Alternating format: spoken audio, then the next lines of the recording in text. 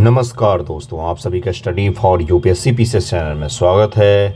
पिछले video NCERT में हम लोगों ने मानव संसाधन को पढ़ा था, जिसमें संसाधन क्या होता है, किस प्रकार से उसका नियोजन किया जाता है, किस प्रकार से संसाधन जो है वो देश के विकास में अपनी भूमिका को देते हैं।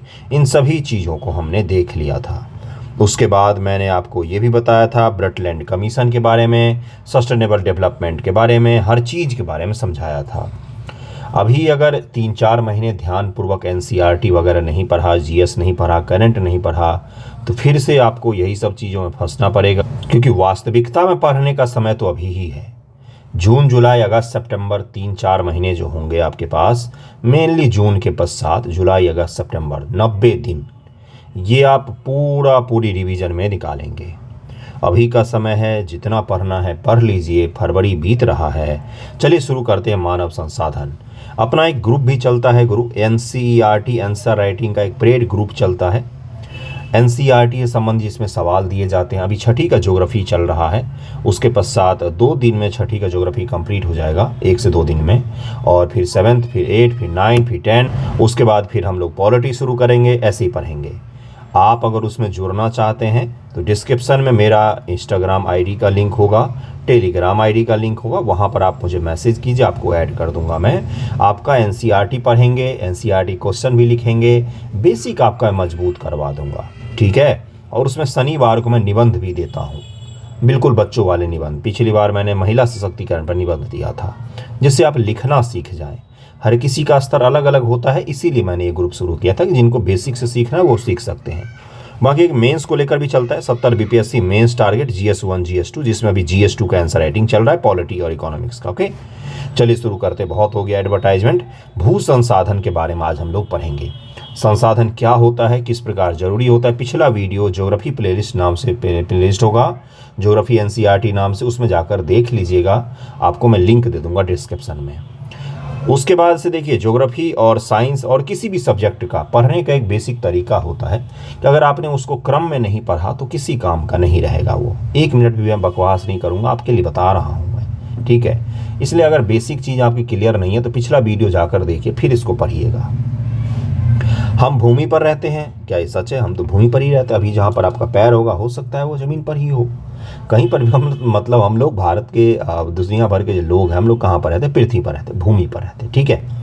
इसी पर अनेक आर्थिक क्रियाकलाप करते हैं, विभिन्न रूप से इसका उपयोग करते हैं। भूमि एक बहुत महत्वपूर्ण प्राकृतिक संसाधन है।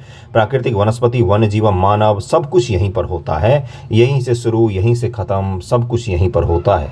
भारत में भूमि पर विभिन्न प्रकार की भू आकृतियाँ, जैसे पर्वत, पठार, मैदान, द्वीप पाए जाते हैं। लगभग 43% भू क्षेत्र मैदान है। अब यही आपका सवाल हो गया, दे देगा वहाँ पर आपको लुभाने के लिए कि भारत के 80% से ज़्यादा इलाके मैदानी भाग हैं। आप भी जोश में आकर मार दोगे, बिल्कुल सही कह रहे हो भाई, और वहाँ पर हो जाएगा -1/3, ठीक है।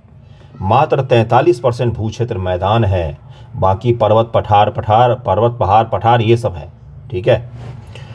पर्वत पूरे भू क्षेत्र के 30% भाग पर विस्तृत है। 43% मैदान हो गया, 30% हो गया पर्वत, माउंटेन, ओके। वे कुछ बारहमासी नदियों के प्रवाह को सुनिश्चित करते हैं, पर्यटन विकास के लिए अनुकूल परिस्थितियां प्रदान करते हैं। पर्वत की बातें हो रही है और परिस्थिति के लिए महत्वपूर्ण है। देश के क्षेत्रफल के 27% हिस्सा पठारी है। 27% हिस्सा क्या है? तो पठारी प्रदेश है ये, ठीक है। पहला क्या हो गया भाई? 43% हो गया मैदान। सबसे ज़्यादा कौन सा है? तो मैदान। उसके पश्चात हो गया पहाड़। अब जितने पहाड़ लगभग में उतने ही पठार भी हैं देश में। 30 और 27 में 3 का फर्क होता है, इतना तो आपको पता होगा, और इसको बेसिक से ध्यान में रखिएगा। सबसे पहले मैदान, फिर माउंटेन, फिर आपका हो गया कौन सा? तो पठारी प्रदेश हो गया, ठीक है। आगे बढ़ें।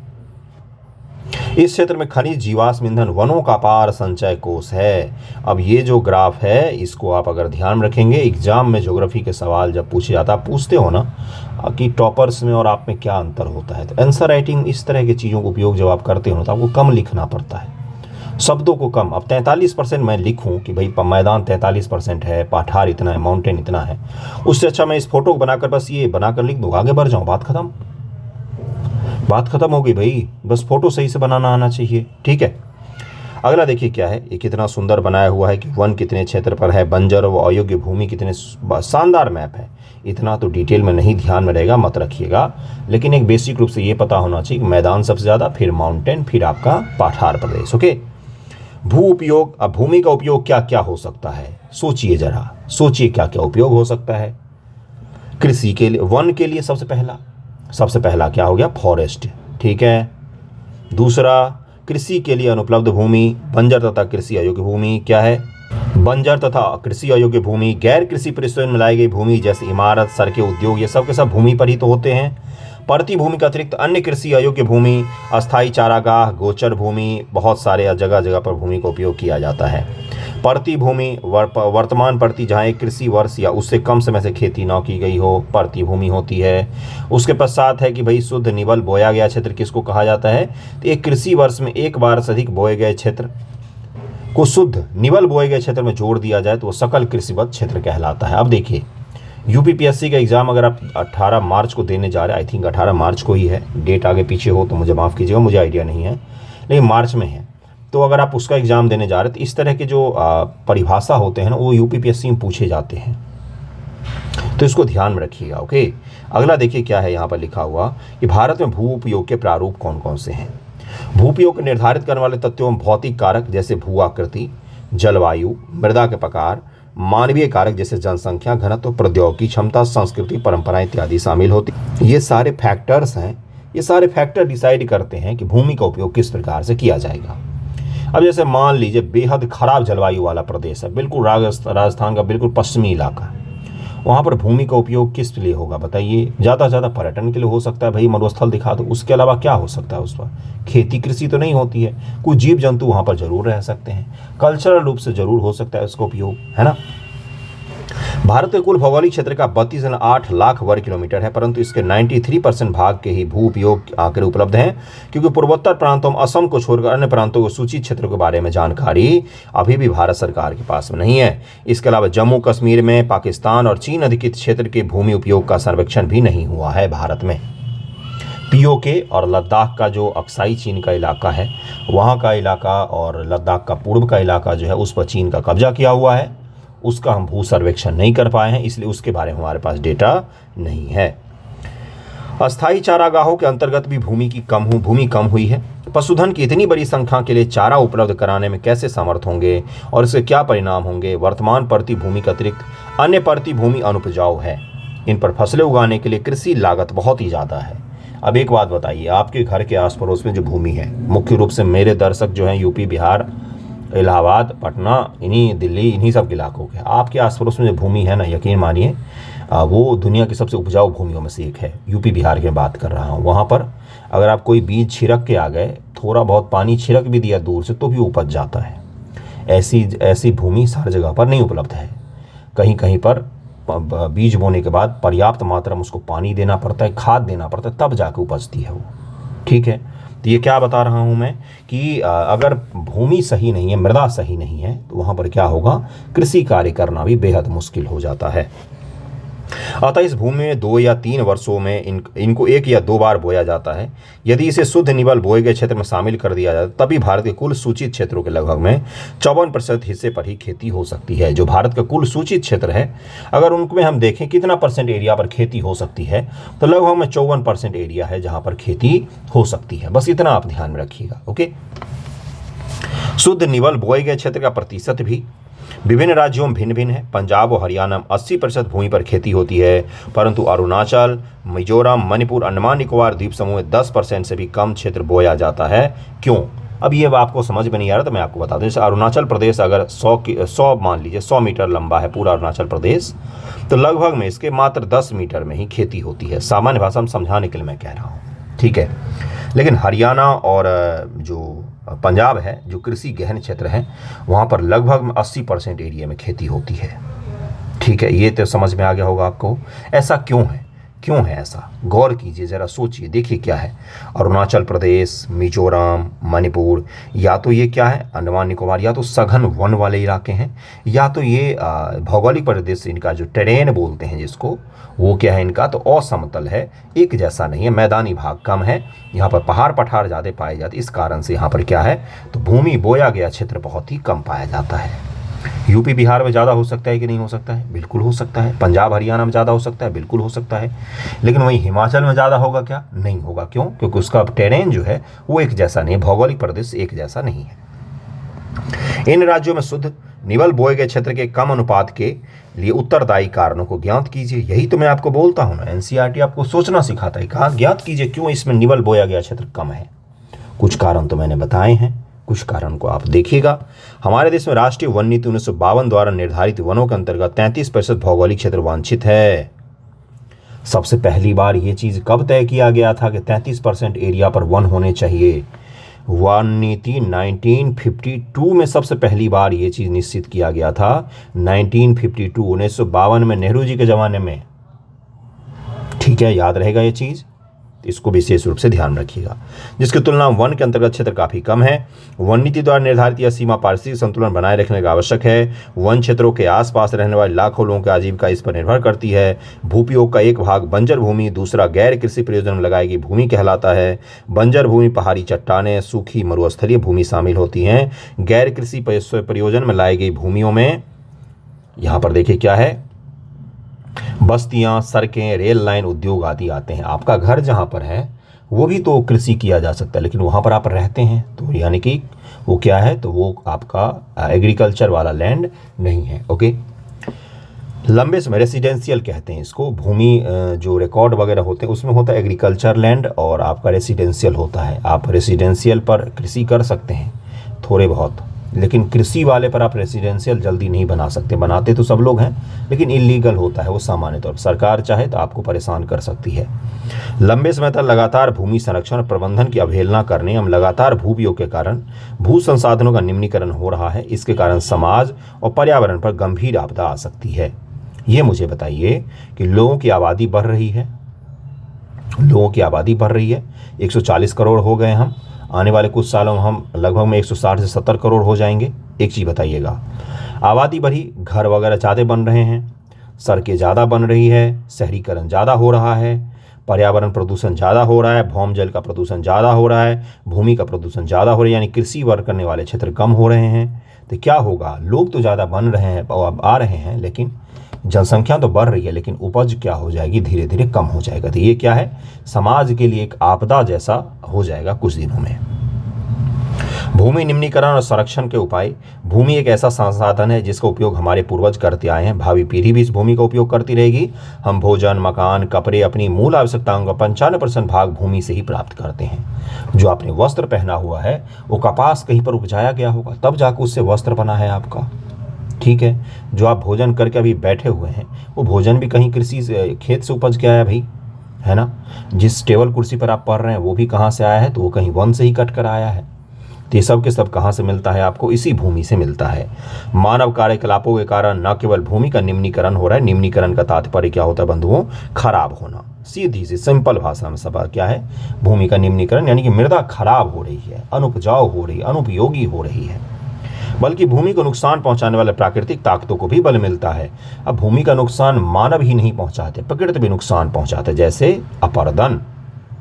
आपने देखा होगा नदी किनारे कोई स्कूल बना रहता है, बाढ़ के समय में इस तरह के आपको वीडियो मिलेंगे। नदी किनारे स्कूल बना हुआ तो नदी काट काट के इतनी चौड़ी हो जाती है, स्कूल लेके ही बह जाती है। तो स्कूल तो बहा, लेकिन उसके साथ साथ वहाँ की मृदा भी तो बह गई। कल तक जिस मृदा पर आप छोटा सा कृषि कर सकते थे वो मृदा बहकर कहाँ चली गई, नदी में चली गई।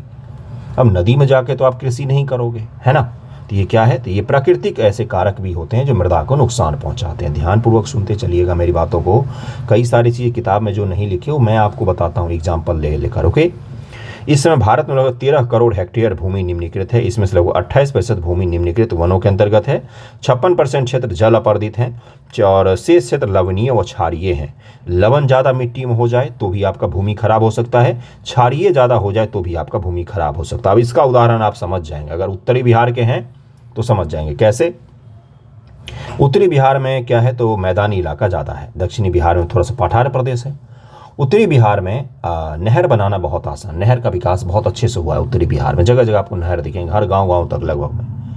नहर के पानी से कृषि में आपके खेतों को सिंचाई करने से क्या होता है, आपका खेत धीरे धीरे तुरंत तो नहीं, मतलब 5 साल 7 साल में तो नहीं, आने वाले 10 से 20 वर्षों 25 वर्षों में जो खेती होगा, खेत होगा, उसका उपज जो होता है वो कम होने लग जाता है। क्यों? उसकी उर्वरता कम हो जाती है। क्यों? क्योंकि खेत जो है वो लवणीकृत हो जाते हैं। नहर के पानी खेत को लवणीकृत करते हैं, उनमें नमक की मात्रा बढ़ जाती है खेत में, धीरे धीरे करके वो खेत खराब होने लग जाते हैं। ठीक है, तो इस चीज़ को समझिएगा। ये कहाँ पर देखा जाता है? अक्सर मैदानी भागों में भी देखा जाता है ये। ओके, इसके कुछ उपाय भी हैं, जिस उपाय को हम लोग आगे पढ़ेंगे। कुछ मानव क्रियाओं जैसे वन उन्मूलन, अति पशुचारण, खनन ने भी भूमि का निम्नीकरण में मुख्य भूमिका निभाई। अब जहाँ पर बहुत ज़्यादा पशुओं को चराया जाता है ना, जिस खेत में, उस खेत में भी नुकसान पहुँचता है। पशुओं के खूर से जो मिट्टी होती है उसके मृदा को भारी नुकसान पहुँचता है। ठीक है, अति पशुचारण बहुत ज़्यादा। ठीक है, इसको ध्यान में रखेंगे आप लोग मैप को। अगला देखिए क्या है, खनन के उपरांत खदाने वाला स्थान को गहरी खाइयों मलबे के साथ खुला छोड़ दिया जाता है। कहीं पर खनन हुआ उसके बाद उसको वैसे ही छोड़ दिया तो भी नुकसान होता है। खनन के कारण झारखंड, छत्तीसगढ़, एमपी वनोन्मूलन भूमि निम्नीकरण के कारण बना है। इन सभी जगहों पर पेड़ भी कटे हैं और मृदा भी खराब हुई है। गुजरात, राजस्थान, मध्य प्रदेश, महाराष्ट्र अति पशुचारण भूमि निम्नीकरण का मुख्य कारण है। अति पशुचारण, बहुत ज़्यादा पशुओं के कारण से क्या हो जाता है, मिट्टी खराब हो जाती है। गुजरात, राजस्थान, इन सब इलाकों में। पंजाब, हरियाणा, पश्चिमी उत्तर प्रदेश जैसे राज्यों में अधिक सिंचाई भूमि निम्नीकरण के उत्तरदायी है। बहुत ही ज़्यादा पानी डाल के, जैसे सिंचाई का एक मेथड होता है बाढ़ सिंचाई, जिसको फ्लड इरिगेशन कहा जाता है। खेत में पाइप लगाया, छोड़ दिया पूरी रात। आपने देखा होगा अभी कुछ दिनों बाद, कुछ दिन पहले अगर गेहूं के लिए पटाया होगा आपने, तो ऐसे ही पटाते अपने यहाँ, कैसे, बस पाइप डाला, छोड़ दिया। उससे क्या होता है, थोड़े दिनों के बाद वो मृदा को भारी नुकसान पहुँचाता है वो चीज़। बिल्कुल सही सुन रहे हैं आप, फील नहीं होता है लेकिन बहुत नुकसान पहुँचता है मृदा को ये। ओके, अति सिंचाई से उत्पन्न जल क्रांतता भी भूमि निम्नीकरण का उत्तरदायी है, जिससे मृदा में लवणीयता और क्षारीयता बढ़ जाती है। अभी मैंने आपको बताया कि नहर सिंचाई से भी लवणीयता बढ़ती है। क्यों? क्योंकि नहर के थ्रू जो सिंचाई होती है ना, फ्लड इरिगेशन होता है वो, है ना। खनिज प्रक्रियाएं जैसे सीमेंट उद्योग में चूना पत्थर को पीसना, मृदा बर्तन उद्योग में चूने, खरिया मृदा, सेलखेरी के प्रयोग से बहुत अधिक मात्रा वायुमंडल धूल विसर्जित होती है। जब इनकी परत भूमि पर जम जाती है तो मृदा की जल सोखने की प्रक्रिया अवरुद्ध हो जाती है। पिछले कुछ वर्षों में ये भी एक कारण देखा गया है कि मिट्टी के ऊपर जो अलग अलग प्रदूषण जम जाने के कारण से मृदा की जल धारण क्षमता कम हो जाती है और धीरे धीरे अनुर्वर मिट्टी हो जाती है वो। भूमि निम्नीकरण समस्या को सुलझाने के लिए कई तरीके हैं। वन रोपण, इकोलॉजिकल समस्या से जुड़े हर समस्या का एक समाधान, पेड़ लगाओ।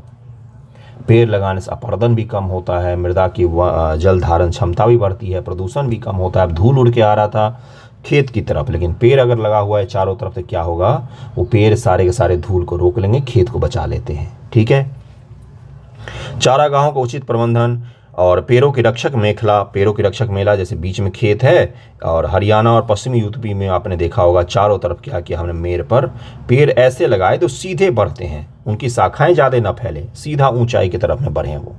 ठीक है, रेतीले टीलों को कांटेदार झाड़ियां लगाकर स्थिर बनाने की प्रक्रिया से भूमि कटाव की रोकथाम की जा सकती है। बंजर भूमि को उचित प्रबंधन, खनन नियंत्रण, औद्योगिक जल को परिष्कृत करने के पश्चात विसर्जित करके जल और भूमि प्रदूषण को कम किया जा सकता है। ये सब कुछ हम कर सकते हैं उपाय। ये मिट्टी का फोटो दिया हुआ है, ये सबसे ऊपरी परत जो आप देखते हैं उसके नीचे सबसे नीचे रहते हैं ये। जल की क्रिया पवन, हिमनद और अपघटन क्रियाओं आदि मृदा बनने की प्रक्रिया में योगदान देती हैं। मृदा में होने वाले रासायनिक और जैविक परिवर्तन भी महत्वपूर्ण होते हैं।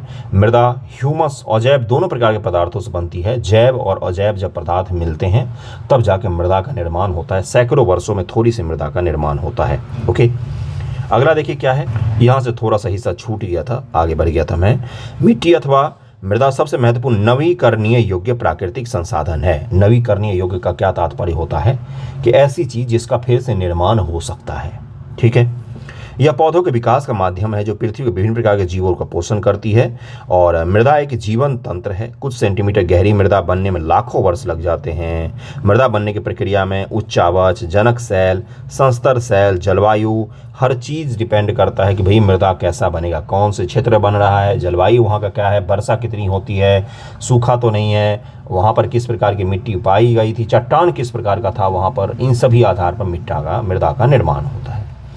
मृदाओं का वर्गीकरण किस प्रकार से किया जाता है? तो देखिए अब यहीं से आपके सबसे ज़्यादा सवाल पूछे जाते हैं। काली मृदा, जलोढ़ मृदा, आपने ये सब सुना होगा, पीली मृदा, पीट मृदा, लेटराइट मृदा, ये सब अलग अलग मृदा सुना होगा आपने। भारत में अनेक प्रकार के उच्चावच भू आकृति या जलवायु पाई जाती है, इस कारण से भारत में मृदाएं भी अलग अलग तरीके की पाई जाती है। सबसे पहला कौन सा है? सबसे पहली है जलोढ़ मृदा। यह मृदा विस्तृत रूप से फैली हुई है, देश के महत्वपूर्ण मृदा है। वास्तव में संपूर्ण उत्तरी मैदान जलोढ़ मृदा से बना हुआ है। जो उत्तर भारत का मैदान आपको दिखता है, अगर आपने भारत का भौगोलिक मैप रखा होगा अपने रूम में, तो आपको जो पूरा ग्रीन ग्रीन वाला इलाका दिख रहा है वो क्या है? तो वो पूरा का पूरा उत्तर का मैदान है, जो सिंधु, गंगा और ब्रह्मपुत्र इन तीनों के मिलने, इन तीनों नदियों के जलोढ़ मृदाओं के कारण से इसका निर्माण हुआ है। कौन कौन से तीन नदियों के मैंने नाम लिए? मुख्य नदियां तीन ही हैं। सिंधु है, जब प्राकृतिक मैप होता है ना भारत का, तो उसमें पाकिस्तान भी शामिल होता है, ध्यान से देखिएगा, ठीक है। तो सिंधु से निर्माण हुआ है पंजाब और पाकिस्तान में सिंध के मैदान वगैरह का। उसके बाद से भारत में आपको गंगा का मैदान दिखेगा, गंगा का बहुत विस्तृत मैदान है। उसके पश्चात जब आप पश्चिम बंगाल से पूरब की तरफ में बढ़ेंगे तो वहाँ पर असम में आपको ब्रह्मपुत्र नदी द्वारा बनाए गए मैदान दिखेंगे, ठीक है। आगे देखिए क्या है इसमें। यह मृदाएं हिमालय के तीन महत्वपूर्ण नदी तंत्र सिंधु, गंगा, ब्रह्मपुत्र नदियों द्वारा लाए गए हैं, और यही है वो मैदान, उत्तर का महान मैदान। किसको कहा जाता है बंधुओं?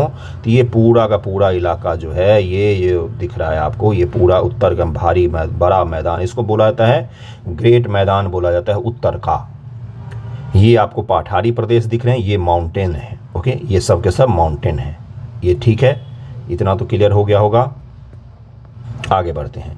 नीचे भी मैदानी इलाके हैं कहीं कहीं पर, जैसे यहाँ पर कावेरी नदी, कृष्णा नदी, गोदावरी नदी, कावेरी नदी के द्वारा बनाए गए हो सकते हैं, ठीक है।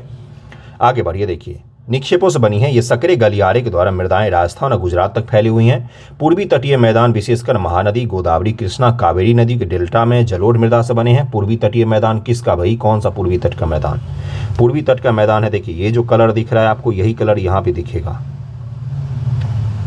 यहाँ पर महानदी उड़ीसा में, फिर आपका गोदावरी, फिर कृष्णा, फिर कावेरी, ये सभी नदियाँ जो हैं, और इसी क्रम में है ये महानदी उड़ीसा, गोदावरी आपका हो गया कहाँ पर? तो आंध्र प्रदेश में, कृष्णा नदी भी आंध्र प्रदेश में, कावेरी तमिलनाडु में हो गया। तंजावुर का नाम सुना होगा आपने, तो वो कावेरी नदी दक्षिण में हो गया, है ना। दक्षिण की पवित्रता के आधार पर कावेरी को दक्षिण की गंगा माना जाता है। इन सभी नदियों ने देखिए यहाँ पर क्या किया है? मैदान का निर्माण किया हुआ है, ओके। आगे बढ़ें। जलोढ़ मृदा में अब क्या क्या पाए जाते हैं? सारे के सारे सवाल ही हैं अब। रेत, सिल्ट, मृत्तिका के विभिन्न अनुपात पाए जाते हैं। जैसे हम नदी के मुहानों से घाटी के ऊपर ऊपर जाते हैं, नदी का मुहाना जहाँ नदी क्या करती है, अपना पानी सारा गिरा देती है, ठीक है। कहाँ? बे ऑफ बंगाल में। यहाँ से अगर आप नदी का ऊपर तक जाएंगे तो मृदा के कणों का आकार बढ़ता जाएगा। यहाँ पर बड़े बड़े आपको कण दिखेंगे, बड़े बड़े मोटे मोटे दिखेंगे, अनुपजाऊ तरीके का दिखेगा। यहाँ पर आपको बिल्कुल ही पतली सी सिल्ट जैसी मृदा दिखेगी। कहाँ पर? तो डेल्टाई प्रदेशों में। नदी घाटी के ऊपरी भाग में जैसे ढाल भंग समीप मोटे कण वाली मृदाएं पाई जाती। जैसी मृदाएं पर्वतों की तलहटी में बने मैदानों द्वारा चो क्षेत्र के तराई में आमतौर पर पाई जाती हैं। बड़े ही अनुपजाऊ क्षेत्र होती हैं, बड़े बड़े कण, बड़े बड़े पत्थर के साइज के यहाँ पर पाए जाते हैं।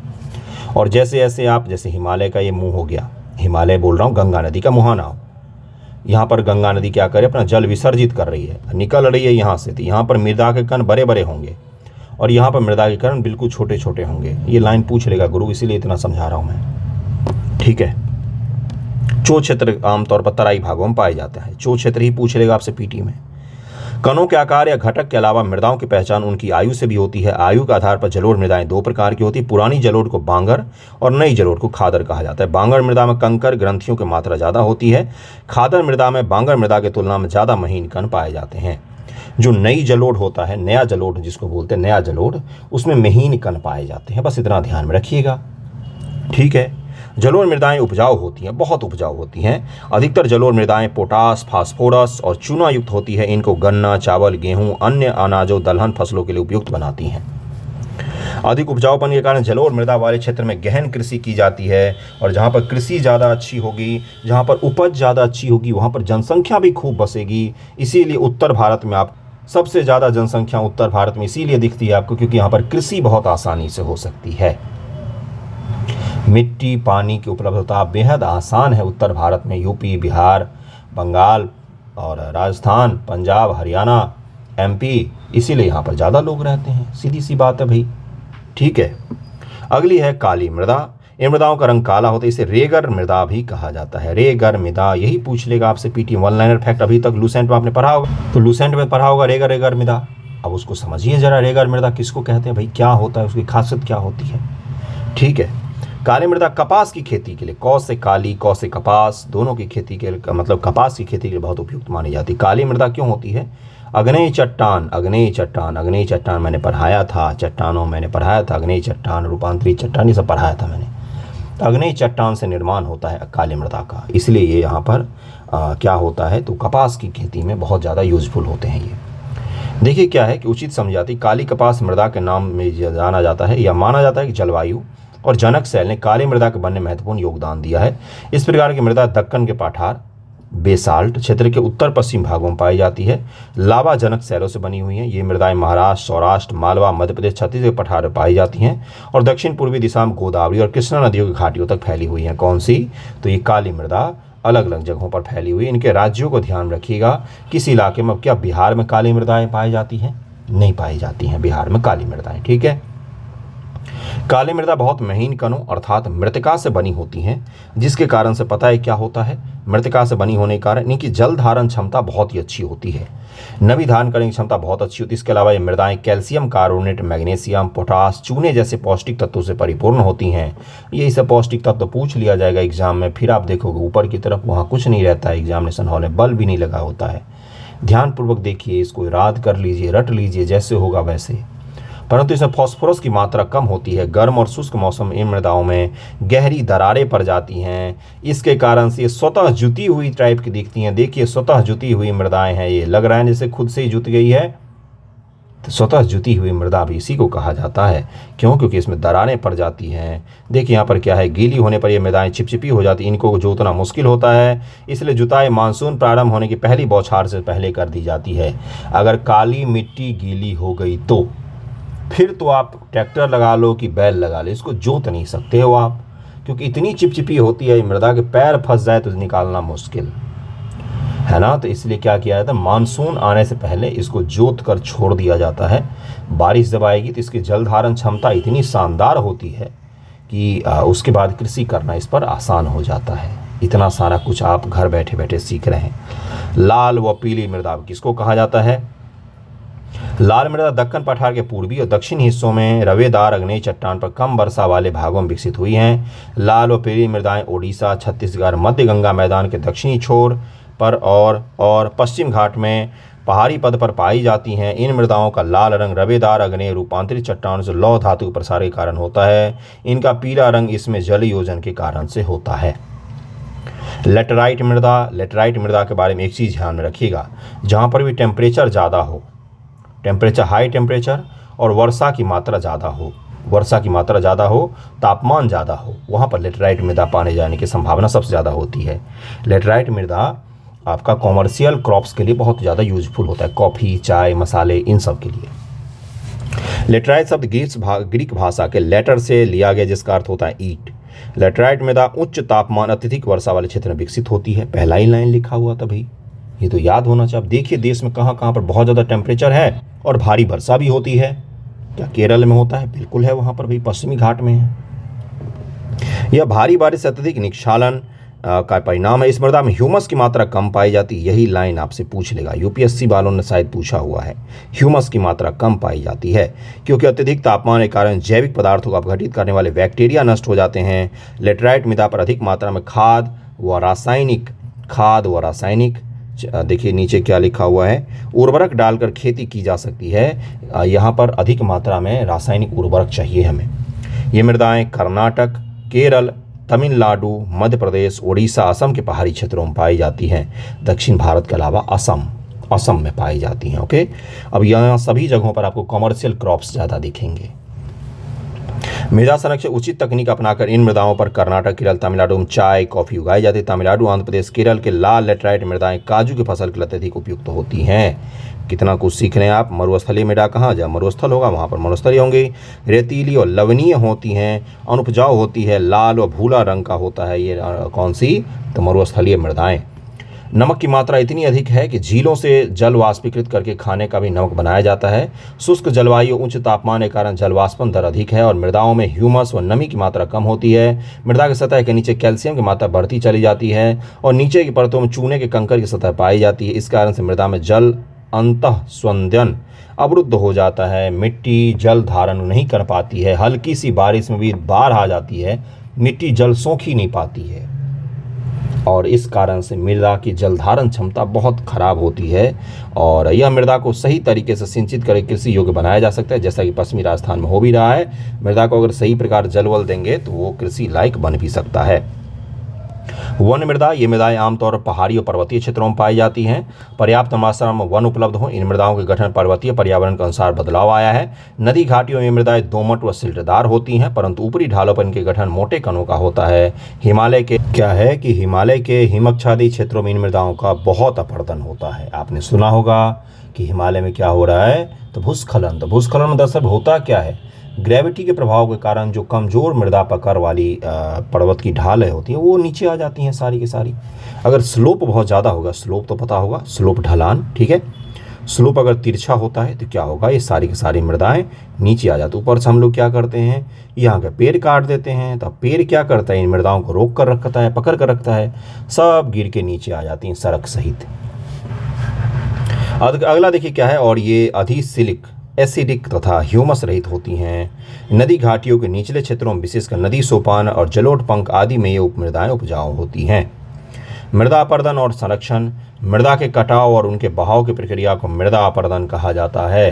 कटाव और बहाव, कट रहा है मिट्टी कहीं पर या बह रही है, बहने का भी मैंने एग्जाम्पल दिया था, गंगा नदी या स्कूल वाला, है ना। कटाव का मतलब यही हुआ कि भाई पेड़ पहाड़ से नीचे गिर गई, सब अपरदन ही कहलाता है। ओके, मृदा के बनने और अपरदन की क्रियाएं आमतौर पर साथ साथ चलती हैं।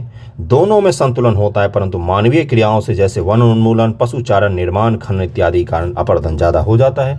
मृदा का प्राकृतिक रूप से बनना और बिगड़ना बना रहता है, लेकिन जब मानव उसमें हस्तक्षेप करता है तो ये बड़ी मात्रा में होने लग जाती है अपरदन। तो इससे क्या होगा, संतुलन बिगड़ जाएगा। संतुलन बिगड़ने से क्या होगा भाई, तो आपदाएं आएंगी या संतुलन भंग हो जाता है। प्राकृतिक तत्व जैसे पवन, हिमनद जल मृदा अपरदन करते हैं। बहता मृतिका युक्त मृदाओं को काटते हुए गहरी वाहकाएं बनाती है, जिससे अवनालिकाएं कहती हैं। ऐसी भूमि जोतने योग्य नहीं रहती, उत्खात भूमि कहलाती हैं। चंबल बेसी में ऐसी भूमि को खड्ड भूमि कहा जाता है। कई बार जल विस्तृत क्षेत्र को ढके हुए ढाल के साथ नीचे और बहने लगती है। ऐसी स्थिति में क्षेत्र की ऊपरी मृदा घुलकर जल के साथ बह जाती है और इसे चादर अपरदन, जैसे एक खेत है, यहाँ से पानी बहना शुरू हुआ, ये पूरा पूरा ये सब लेके चली गई, ऊपर की परत ही लेकर चली गई थी, इसको चादर अपरदन कहा जाता है। चादर, सीट इरोजन कहा जाता है। ध्यान में रखिएगा इस टर्मिनोलॉजी को, ये पूछ सकता है आपसे। पवन द्वारा मैदान अथवा ढालू क्षेत्र से मृदा को उड़ा दे प्रक्रिया को पवन अपरदन कहा जाता है। वायु के द्वारा अपरदन। कृषि के गलत तरीकों से भी मृदा अपरदन होता है। गलत ढंग से हल चलाने, जैसे देखिए क्या लिखा हुआ है, हल चलान, ढाल पर ऊपर से नीचे की ओर हल चलाने से, जैसे कोई ढाल है यहाँ पर ऊपर से नीचे की ओर हल चलाने से वाहकाएं बन जाती है, जिससे अंदर से बहता पानी आसानी से मृदा का कटाव कर देता है और मृदा का अपरदन हो जाता है। ढाल वाली भूमि पर समुच्च रेखाओं के समानांतर हल चलाने से ढाल के साथ साथ बहाव की गति धीरे होती जाती है। इसे समुच्च जोताई कहते हैं। जैसे ढाल है तो इस प्रकार से जोतिए खेत को, है ना।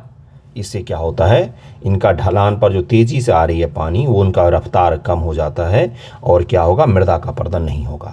ठीक है, इसे क्या कहा जाता है, समुच्च जुताई कहा जाता है। ढाल वाली भूमि पर सोपान बनाए जा सकते हैं। सोपान कृषि अपरदन को नियंत्रित करते हैं। सोपान का मतलब क्या है, इस प्रकार से, है ना। आपने देखा हो सीढ़ीदार खेती कहाँ पर, तो पहाड़ों में जो होती है वो, ये इसी का उदाहरण है। हिमालय में सोपान अथवा सीढ़ीदार कृषि काफी विकसित है। बड़े खेतों को पट्टियों में बांटा जाता है। फसलों के बीच घास की पट्टियां उगाई जाती, पवनों द्वारा जलितपन को कमजोर करती हैं। इस तरीके को पट्टी कृषि, स्ट्रिप फार्मिंग कहा जाता है। पेड़ों को कतार में लगाकर रक्षक मेखला भी बनाई जाती है और इस प्रकार से दुर्गम से दुर्गम परिस्थिति में भी क्या होता है, कृषि की जा सकती है। भारत के पर्यावरण की दशा, अब कुछ कहानी दिया है बच्चों की तरह इन्होंने, तो बच्चों वाली कहानी तो आप लोग नहीं पढ़ोगे। उसके पश्चात से आपका ये जो पहला चैप्टर था वो कंप्लीट कर दिया है 2 वीडियो में। भाग ए भी होगा लिखा हुआ और भाग बी था, ये आपका पहला चैप्टर कंप्लीट हो गया। अगला चैप्टर कौन सा पढ़ेंगे हम लोग अगले वीडियो में, वन एवं वन्य जीव संसाधन, इकोलॉजी भी है और क्या है तो ज्योग्राफी भी है। ध्यानपूर्वक पढ़ते चलिए, अच्छे से खुद भी पढ़िए और क्वेश्चंस लिखिए और तभी आप उम्मीद कर सकते हैं पास करने का। ठीक है, कैसा लगा है वीडियो ज़रूर बताइएगा। थैंक यू सो मच आप सभी का वीडियो देखने के लिए।